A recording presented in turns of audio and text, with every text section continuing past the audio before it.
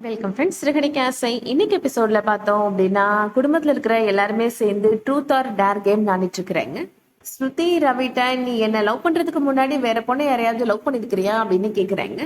ரவியுமே யோசிச்சு பார்த்து நான் ஸ்கூல் படிக்கும் போது ஒரு பொண்ணை லவ் பண்ணிருக்கிறேன் அப்படின்ற மாதிரி சொல்றாரு. அந்த லவ்னு கூட சொல்ல முடியாது, க்ரஷ் தான் அப்படின்னு சொல்றாரு. இந்த விஷயத்த பத்தி நீ என்கிட்ட சொல்லவே இல்லையே, உன்னை அப்புறம் வச்சுக்கிறேன் அப்படின்ற மாதிரி சொல்லிட்டு இருக்கிறாங்க ஸ்ருதி. ஸ்ருதி இப்போ மனோஜ்ட நீங்க ட்ரூத்தா டேரா அப்படின்னு கேக்குறாங்க. நான் டேரே பண்றேன் அப்படின்னு சொல்லிடுறாரு மனோஜ். தானே பார்த்தேன், உண்மையை இவை வாயிலிருந்து வரவே செய்யாதே அப்படின்னு வழக்கம் போல கிண்டல் பண்ணிட்டு இருக்கிறாரு முத்து. இப்ப நீ 10 புஷ்அப் எடுடா அப்படின்னு சொல்றாரு ரவி. மனோஜ் ரொம்ப ட்ரை பண்றாரு, ஆனா 5 டைம்ஸ் தான் பண்ண முடியுது, அதுக்குள்ளேயே ரொம்ப டயர்ட் ஆயிடுறாரு. ஸ்ருதி இப்போ ரோகிணிட்ட நீங்க கடைசியா எப்ப பொய் சொன்னீங்க அப்படின்னு கேக்குறாங்க. கேட்ட ரோகிணிக்கு என்னடா பதில் சொல்றது அப்படின்னு தெரியாம முழிக்கிறாங்க.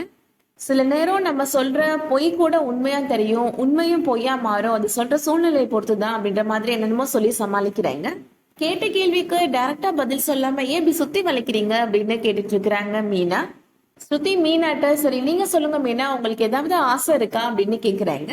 என் தம்பி நல்ல வேலைக்கு போகணும், என் குடும்பத்தை நல்லா பாத்துக்கணும், நம்ம குடும்பத்துல இருக்க எல்லாரோட ஆசையும் நிறைவேறணும் அப்படின்ற மாதிரியே சொல்லிட்டு இருக்கிறாங்க மீனா. அண்ணாமலை மீன்கிட்ட சொல்றாரு, நம்ம கடவுள்கிட்ட போய் என்ன வேண்டி போனலாமா நீ சொல்லிட்டு இருக்கிற, உன்னோட ஆசை ஏதாவது சொல்லுமா அப்படின்னு கேக்குறாரு. மீனா யோசிச்சு பாக்குறாங்க, உனக்குன்னு எந்த ஆசையுமே இல்லையாமா அப்படின்ற மாதிரி கேக்குறாரு. சரி முத்து, உன் மனசுல என்ன நினைச்சிட்டு இருக்கிற, அதையாவது சொல்லு அப்படின்னு பாட்டி கேக்குறாங்க. முத்து இப்போ ரொம்ப ஃபீல் பண்ணி பேச ஆரம்பிக்கிறாரு. இதே மாதிரி ஒரு பொங்கல் நாள் அன்னைக்குதான் என்னோட அம்மாவும் அப்பாவும் பாட்டி வீட்டுல கொண்டு வந்து என்னை வந்து விட்டாங்க அப்படின்னு சொல்றாரு. நான் அம்மாவை கேட்டு அழுதுட்டே இருப்பேன், அம்மா அப்பெல்லாம் என் மேல ரொம்ப பாசமா இருப்பாங்க அப்படின்னு சொல்றாரு முத்து. ஒரு நாள் நான் ஸ்கூலுக்கு போறப்ப தடுமாறி கீழே விழுந்துட்டேன், ஆனா அம்மா தான் என்ன தூக்கி அரவணைச்சு ஸ்கூல் வரைக்கும் கொண்டு போய் விட்டாங்க அப்படின்னு சொல்றாரு. எல்லாரும் மாதிரி நீயும் ஸ்டைலா ட்ரெஸ் போடுனான்னு சொல்லிட்டு அம்மா எனக்கு ட்ரெஸ் எல்லாம் வாங்கி கொடுத்தாங்க அப்படின்னு சொல்றாரு. எனக்கு தூக்கம் வரும்போது அம்மா மடியில படுத்துப்பேன், அவங்க எனக்கு தலை கோதி விடுவாங்க அப்படின்லாம் சொல்றாரு. ஆனா ஒரு நாள் இது எதுவுமே இல்லாம போயிடுச்சு, பாவம் ஒரு இடம் பழி ஒரு இடம்னு மாறிடுச்சு அப்படின்னு சொல்லிட்டு மனோஜை பாக்குறாரு. அவர் சொல்லும் போதே தெரியுது மனோஜ் தான் ஏதோ ஒரு பெரிய தப்பு பண்ணி அந்த பழியை தூக்கி முத்து மேல போட்டிருக்கிறாரு அப்படின்றது. அந்த உண்மை அண்ணாமலைக்கும் தெரியும் போல, அண்ணாமலை முத்துவை எதுவும் சொல்ல வேணாம் அப்படின்னு தடுத்துடுறாரு. முத்துவுமே எழுந்து அங்க இருந்து போயிடுறாரு. அண்ணாமலை விஜயாட்ட சொல்றாரு, அவன் அம்மான்னு சொல்லி சொன்ன விஷயங்கள் எதுவுமே நடந்தது கிடையாது, நீ அவன் மேல அந்த மாதிரி பாசமா இருந்ததே கிடையாது அப்படின்னு சொல்றாரு. அவன் மனசுல இருக்கிற ஏக்கத்தை தான் அவன் சொன்னான் அப்படின்னு சொல்றாரு.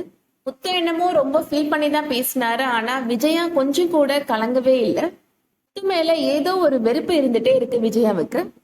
கூடிய சீக்கிரமாவே அதுக்கு என்ன காரணம் அப்படின்றத சொல்லுவாங்க. முத்து இப்ப அங்கிருந்து எழுந்து போயிடுறாரு. மீனா முத்துட்ட நீங்க அத்தை மேல எவ்வளவு பாசமா இருக்கிறீங்க அப்படின்னு சொல்றாங்க. அவங்களும் உங்க மேல பாசமா இருக்கணும் நீங்க ஏங்குறீங்க அப்படின்னு சொல்றாங்க மீனா. எல்லா அம்மாவும் அவங்க வளர்த்த பிள்ளைகள் மேல பாசமா தான் இருப்பாங்க, ஆனா இயற்கையே என்னோட வாழ்க்கையில சதி பண்ணிருச்சு, அந்த மாதிரி என் அம்மா என் மேல ஒரு நாள் கூட அன்பா இருந்ததே இல்லை அப்படின்னு சொல்றாரு முத்து. கடைசியா நான் எப்போ எங்க அம்மா மடியில தலை வச்சு படுத்து தூங்கினேன்னு கூட எனக்கு தெரியல அப்படின்னு ரொம்ப ஃபீல் பண்ணி பேசுறாரு. மீனா முத்துவ சமாதானப்படுத்தி பேசுறாங்க. நீங்க எப்போதுமே கவலைப்படாதீங்க, நான் உங்களுக்கு மனைவியா அம்மாவா நல்ல தோழியா எப்போதுமே உங்க கூடவே இருப்பேன் அப்படின்னு சொல்றாங்க. இதுக்கிடையில எல்லாருமே இப்போ கிராமத்துல இருந்து கிளம்பி சென்னை வந்துடுறாங்க. அங்க வீட்டு வாசல்ல பூக்கடை இருக்கிறத பார்த்த உடனே விஜயாவுக்கு கோபம் வருது. இந்த கடையை சீக்கிரமா திறந்துரு மீனா அப்படின்னு சொல்லிட்டு இருக்கிறாரு முத்து. ஆமா, பெரிய ஷாப்பிங் மால் வச்சிருக்கிறீங்க, இதை திறந்துடணும், எல்லாருக்கும் நியூஸ் வேணா போடுறீங்களா அப்படின்னு நக்கலா பேசுறாங்க விஜயா. நம்ம ஊர்ல இருக்கும் போதே எத்தனையோ பேர் கால் பண்ணி கடை எப்ப திறப்பீங்கன்னு கேட்டுட்டே இருந்தாங்கப்பா அப்படின்னு சொல்றாரு முத்து. கடைக்கு பேரு தான் விஜயான்னு வச்சிருக்கிறோம், ஆனா எல்லாருமே மீனா கடை மீனா கடை தான்ப்பா சொல்றாங்க அப்படின்னு சொல்றாரு. எலெக்ஷன்ல இவன் நின்னா கூட கணிசமா ஓட்டு வாங்கிருவாப்பா அப்படின்னு சொல்றாரு முத்து. அதை கேட்ட விஜயாவுக்கு எரிச்சலா இருக்கு. ஆமா, இவளை எலெக்ஷன்ல நிப்பாட்டி பிரதம மந்திரி ஆக்கிரு அப்படின்னு நக்கலா சொல்றாங்க. இப்போ விஜயா ரோகிணிட்ட சொல்லிட்டு இருக்கிறாங்க, உங்க மாமா ஊருக்கு வந்தது ரொம்ப சந்தோஷமா இருந்துச்சுமா அப்படின்னு சொல்றாங்க. உங்க வீட்டுல இருந்து யாரும் வராதப்ப சில பேர் நாக்கு மேல பல்ல போட்டு பேசினாங்கல்ல அப்படின்னு சொல்றாங்க விஜயா. அந்த சில பேர் நான் தான்ப்பா அப்படின்னு முத்து சொல்றாரு. உங்க மாமா மனோஜுக்கு பிரேஸ்லெட் எல்லாம் போட்டாருல, இப்பதான் உன்னோட அருமை பெருமையெல்லாம் சில பேருக்கு புரிஞ்சிருக்கும் அப்படின்னு முத்துவ குத்தி காட்டி பேசுறாங்க விஜயா. ரோகிணியுமே ரொம்ப நக்கலா பாத்துட்டு இருக்கிறாங்க முத்துவ. அதோட இன்னைக்கான எபிசோட் முடியுது. ரோகிணி பத்தின உண்மைய முத்து சீக்கிரமாவே வெளிக்கொண்டு வர போறாரு. அப்ப ரோகிணிய தலைமையில தூக்கி வச்ச அண்ணன் விஜயா அவங்க முகத்தை கொண்டு போய் எங்க வச்சுக்க போறாங்கன்றத வெயிட் பண்ணி பார்க்கலாம். இந்த வீடியோ பிடிச்சிருந்துச்சுன்னா லைக் பண்ணிக்கோங்க. சீரியல் அப்டேட்ஸ்க்கு நம்ம சேனலை சப்ஸ்கிரைப் பண்ணிக்கோங்க. தேங்க்ஸ் ஃபார் வாட்சிங்.